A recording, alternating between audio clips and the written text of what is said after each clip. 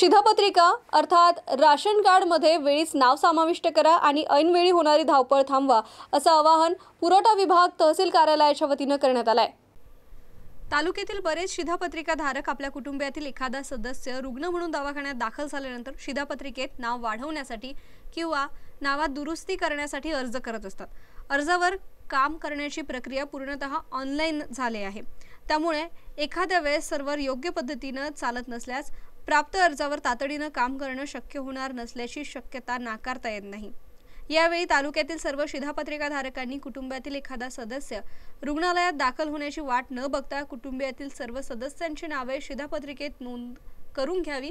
याकरिता तालुक्यातील सर्व शिधापत्रिकाधारकांना आवाहन करण्यात येत आहे की ज्या शिधापत्रिकाधारकांना आपल्या शिधापत्रिकेतील नाव दुरुस्ती, नाव वाढवणे किंवा नाव कमी करायचे असल्यास तात्काळ तहसील कार्यालयातील पुरवठा विभागात आवश्यक कागदपत्रांसह विहित नमुन्यातील अर्ज सादर करावेत, जेणेकरून शिधापत्रिकाधारकांची ऐनवेळी होणारी धावपळ कमी होईल आणि तातडीने कार्यालयामार्फत वैद्यकीय प्रमाणपत्र प्राप्त करून घेणं, रुग्णांवर संबंधित रुग्णालयामध्ये उपचार करून घेणं सोयीस्कर होईल।